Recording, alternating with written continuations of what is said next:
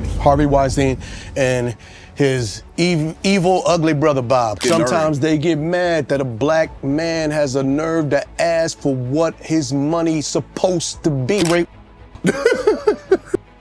Us in them deals, they were terrible people. Terrible people. Did you? With Harvey Weinstein started to unfold, I thought, whoa, of continually victimize ourselves.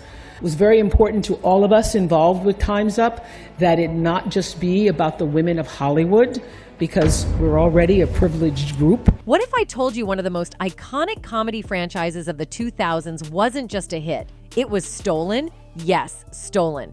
And by none other than Harvey Weinstein, with rumors swirling that Oprah herself may have helped him pull it off. Sometimes they get mad that a black man has a nerve to ask for what his money's supposed to be. But how did Harvey Weinstein manage to steal Scary Movie from the Wayans family, robbing them of what could have been billions? And more importantly, what was Oprah's role in helping Weinstein maintain his stranglehold on Hollywood? With Harvey Weinstein started to unfold, I thought, whoa, is happening, instead of continually victimize ourselves.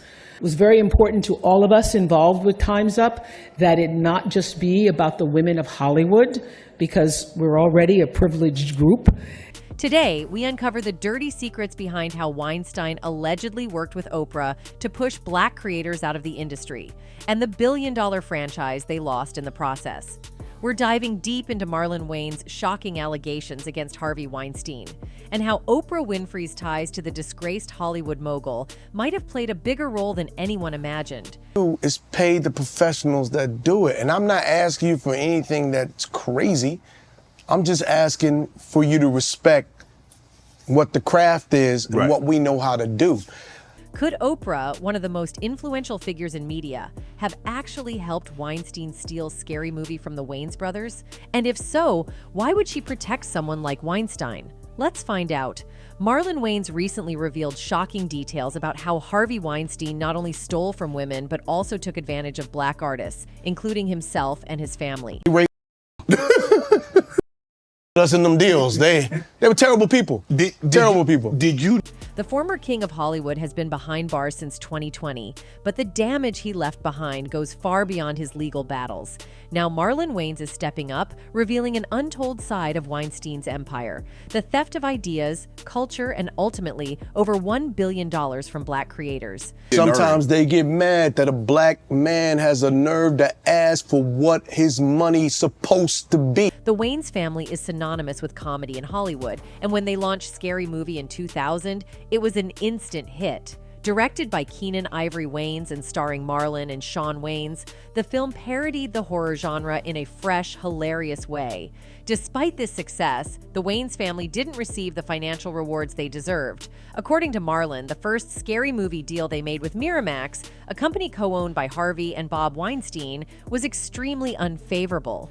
Miramax, a subsidiary of Disney, paid the Wayans a meager amount in comparison to the billions the movie ultimately raked in. The studio had locked them into a deal that severely undervalued their contributions and potential profits. The topic came up during a recent episode of Shannon Sharp's Club, Shay Shay podcast. Wayans was the episode's special guest, and he discussed the challenges and injustices he and his family faced in Hollywood, particularly with the Scary Movie franchise. Wayans explained that Miramax, the film's Weinstein-backed distributor, gave them a crappy deal for the first installment of the comedy spoof film. However, the film went on to open with $42 million at the box office, which he claimed was unheard of at the time. While the Wayans brothers got a better deal for the second installment in 2001, the professional relationship between the creatives and the studio soured for further sequels. I always say, you know, they didn't just women. They them deals. They were terrible people. Marlon explained that the brothers and Miramax couldn't reach a deal for Scary Movie 3, so the film company brought on the Zucker brothers to direct it based on the ideas the Wayans brothers shared during their pitch, reportedly without their knowledge. Do Wayans shit without the Wayans. Yeah. We have 200 years of comedy between me, Shawn, and Keenan.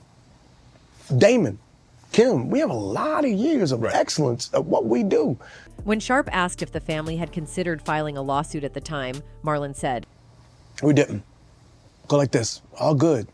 We go on, made our money, White Chicks made another classic, Little Man made another classic, we do our thing. Right. However, Wayans believes that justice eventually arrived when Weinstein was hit with numerous R allegations that eventually led him to a 16-year prison sentence in 2023 amid a 23-year sentence he received in New York, where he was convicted of similar S crimes. Sometimes you ain't gotta do nothing, because God's gonna do it all. Let him handle it. God's revenge, when God comes for you, you gotta trust God. It took Miramax, this company Miramax, Disney took it.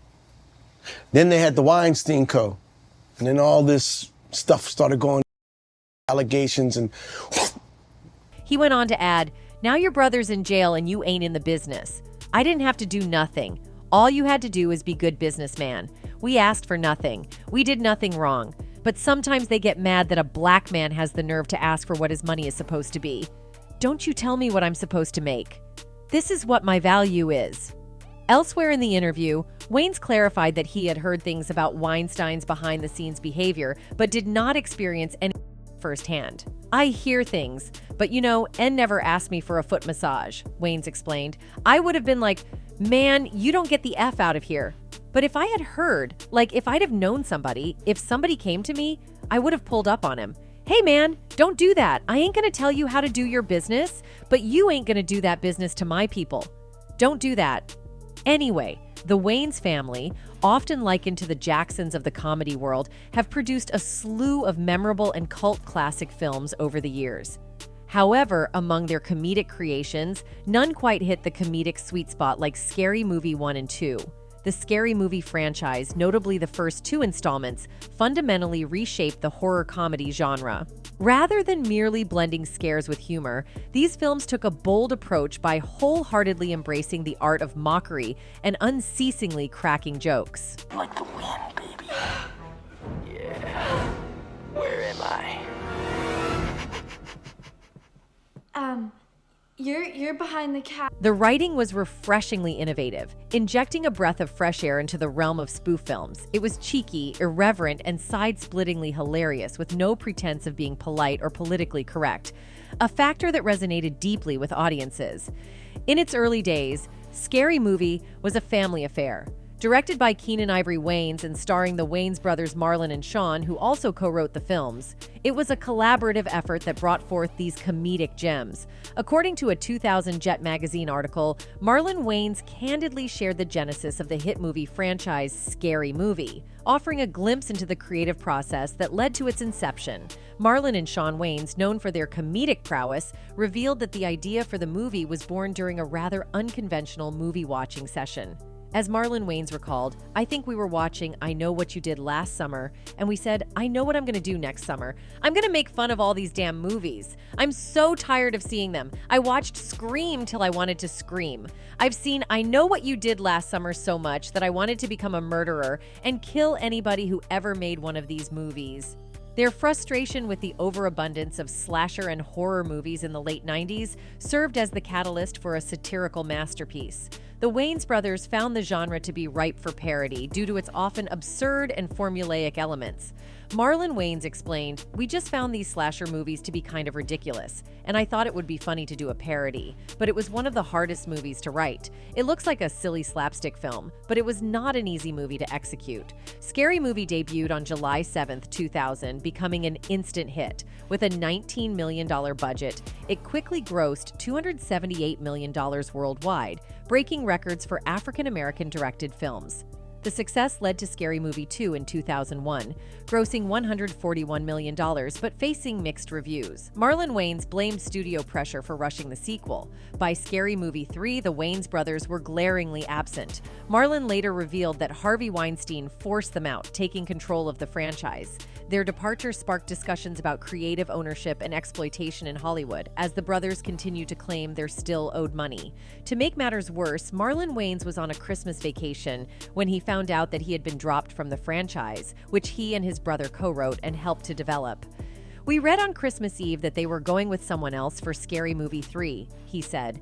"They were evil as F," Wayans said of the Weinstein brothers and Miramax Studios. "We didn't walk away from a franchise. They didn't want to make our deal, and they snatched it." The Weinsteins did some really terrible liker and pillage villages type of business. So it wasn't that we ever walked away from our franchise that we created. It was taken. And us being the creatives that we are was like, all right, bet, F you, now watch what I create.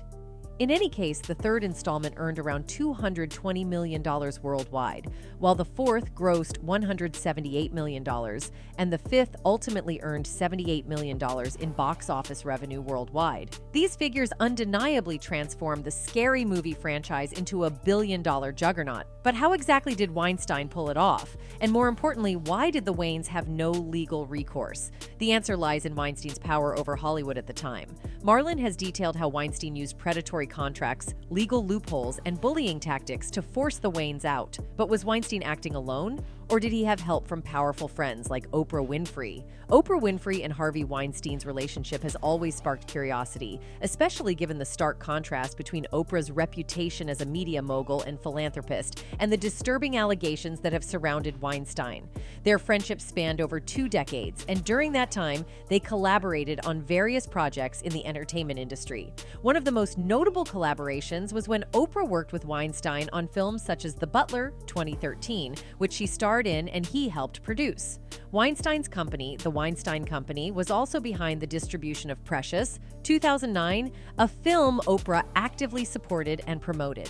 Despite their professional ties, it's their personal relationship that has raised eyebrows, especially in light of Weinstein's downfall after multiple allegations of misconduct became public. For years, rumors about Weinstein's predatory behavior circulated in Hollywood, with whispers about his conduct dating back to the 1990s. This has led many to question how Oprah, who was so close to Weinstein, could not have been aware of his actions. Given that Weinstein was notorious for using his influence to manipulate young actresses, some people find it hard to believe that someone as well-connected as Oprah wouldn't have known the truth. In fact, some conspiracy theories even suggest that Oprah may have played a more direct role in Weinstein's schemes. Speculation has circulated that she might have used her power and influence to introduce actresses to Weinstein, or even convince them to work with him, unaware of the potential dangers they were facing. Photos from red carpet events and social gatherings over the years show Oprah and Weinstein looking quite close, which only fueled these rumors.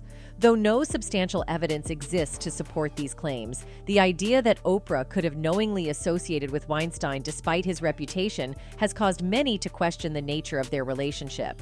Oprah, for her part, has publicly denounced Weinstein since his criminal accusations came to light, stating that she was unaware of his misconduct. However, her long-standing friendship with him makes it difficult for some people to accept her claims at face value. In fact, Rose McGowan tweeted out, "I'm glad more people are seeing the ugly truth of Oprah. I wish she were real, but she isn't." What's more, back in 2018, singer-songwriter Seal called out Oprah Winfrey for being a hypocrite and said that she was aware about the rampant problem of SA in Hollywood. At the time, Seal lashed out at media mogul Oprah Winfrey following her inspirational Golden Globe speech, claiming she knew about the rumors surrounding Hollywood producer Harvey Weinstein but did nothing. The talk show host's widely applauded speech focused on the plight of SA'd women and the Me Too movement. And I'm especially proud and inspired by all the women who have felt strong enough and empowered enough to speak up and share their personal. Despite this, Seal accused the media maven of exemplifying sanctimonious Hollywood. He took to Instagram at the time, sharing a shot of Winfrey with the disgraced producer at 2 events with a meme that read, "When you have been part of the problem for decades, but suddenly they all think you are the solution." The singer took it one step further, captioning the meme that Winfrey knew about the various misconduct allegations against Weinstein. "You'd heard the rumors, but you had no idea he was actually serially young starry-eyed actresses who in turn had no idea what they were getting into. My bad." For an added point, he hashtagged the post with hashtag sanctimonious Hollywood. Oprah has attempted to speak out on Harvey Weinstein, but she never really gets to the point, and you can tell that she's trying to protect him. I think that this is, I'm always trying to look for the rainbow in the cloud, whatever is the silver lining, and so I think this is a watershed. Of course, Oprah is trying to switch the narrative and make this about everyone else but Harvey, but we need to talk about the bizarre contrast in Oprah's behavior when it comes to dealing with people like Harvey versus dealing with someone like Michael Jackson. In early 2019, there was a documentary created about Harvey Weinstein titled Untouchable. It premiered at Sundance, but it didn't get a lot of media attention, and of course, Oprah didn't bring any attention to that documentary. But when it comes to the documentary about Michael Jackson, Leaving Neverland, Oprah decided to go and promote that everywhere. After Leaving Neverland aired, Oprah even hosted a special show about it. This raised questions about why she chose to do that, and not something similar for Harvey Weinstein. She invited some of Michael Jackson's supposed victims to share their stories on her show, but didn't mention any plans to invite Harvey Weinstein's victims to talk about what they went through. This difference made people wonder about Oprah's intentions and why she seemed to protect her friend Harvey Weinstein while putting the spotlight on Michael Jackson. What made this situation even more interesting was that Harvey Weinstein was already a convicted criminal, and there was plenty of evidence against him showing his guilt. So why did Oprah seem to avoid talking about him or giving his victims a chance to speak out? The fact that she didn't address his story or provide a platform for his victims left many people puzzled. One couldn't help but feel a sour taste in their mouth when considering the timing and circumstances of Oprah's focus on Michael Jackson. It was worth noting that Jackson had passed away over a decade ago, rendering him unable to defend himself against the allegations brought forward on Oprah's show. Meanwhile, Harvey Weinstein remained alive and kicking, with numerous victims who had bravely come forward to share their harrowing experiences. So why did Weinstein's story not receive the same attention and scrutiny? It raised legitimate concerns about Oprah's motives and whether she was attempting to justify or protect individuals with a history of bad behavior.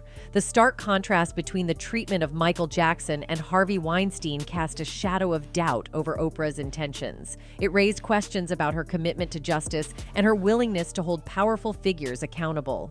With Weinstein's extensive list of victims and his criminal conviction, one would have expected him to be at the forefront of discussions surrounding abandoned misconduct. Yet, Oprah's apparent silence on this matter left room for speculation and invited skepticism about her true intentions. At first glance, it seems like Oprah might have been on the wrong side of things, but she has taken steps to distance herself from Harvey Weinstein and what he did. For example, she talked about how Weinstein would make intimidating phone calls. In 2018, during an interview with Gwyneth Paltrow, Oprah shared some of her experiences with him. She mentioned how Harvey was a bully and pressured her to feature certain guests on her talk show. Oprah also said she didn't know about Harvey's actions, which seems hard to believe, but she insisted. She said, "What I knew about Harvey was that Harvey was a bully, and that if Harvey's on the phone, you go, 'God, I don't want to take this call because you're going to get bullied in some way.'" She admitted she was friendly with him and worked with him on The Butler, but claimed she had no idea what he was really up to. Most people can't help but wonder who he might have pressured Oprah to invite on her show. Maybe actors from his movies? Or perhaps he made promises to certain women, took advantage of them, and then tried to make up for it by getting them on Oprah. There are also stories floating around suggesting that Oprah might have even introduced young women to Weinstein, similar to what Ghislaine Maxwell allegedly did for Jeffrey Epstein. One viral Facebook post, which, let's be honest, isn't the most reliable source, claims that Oprah pushed people like singer Rita Ora into Weinstein's circle. There's even a photo from a 2014 event showing them together. And after Oprah gave her speech about the Time's Up movement at the 2018 Golden Globes, the post blew up. The Facebook post said, "I think now is an excellent time to remind everyone that Oprah, for years and years, pimped young Hollywood girls to Harvey Weinstein to be arad." While none of these claims have been proven, the fact that the post went viral shows that people suspect there's some truth to it. Where there's smoke, there's usually fire. For context, in 2017, British actress Katie Noble said that Harvey Weinstein used Oprah Winfrey and Naomi Campbell to dupe her into thinking he would help her with her career, only to use her for S. Apparently, she was head over heels impressed when she first met Weinstein at an event in London because he was hanging out with model Campbell and had megastar Oprah swinging off his arm. I was with people in which I admired dearly. He was with Naomi Campbell, he had Oprah Winfrey there with him, who entered the room and was swinging off his arm. Instead, Weinstein used promises of career advancement to lure the actress to his hotel room in Cannes, France, where he forced himself on her. After meeting Weinstein in London, Noble said she thought nothing of bringing her show reel to his hotel room when she saw him again in Cannes in February 2014. Once inside the hotel room, however, he didn't seem that interested in my show reel, Noble said. Instead, he began touching her while discussing hooking her up with a modeling agency in London. He said, "I need to know you really like me," Noble said. "I have all the information we need. I just need to know you really like me." The incident ended in the bathroom, where he forced Noble to perform intimate acts in front of the bathroom mirror, she said. Afterward, Weinstein failed to help her with her career as promised. It's worth mentioning that Oprah and Campbell weren't the ones who persuaded or pressured Noble to associate with Weinstein at that time. It was Weinstein acting on his own who lured the British actress. However, the fact that the two A-list celebrities were swinging off his arms did little to help the situation.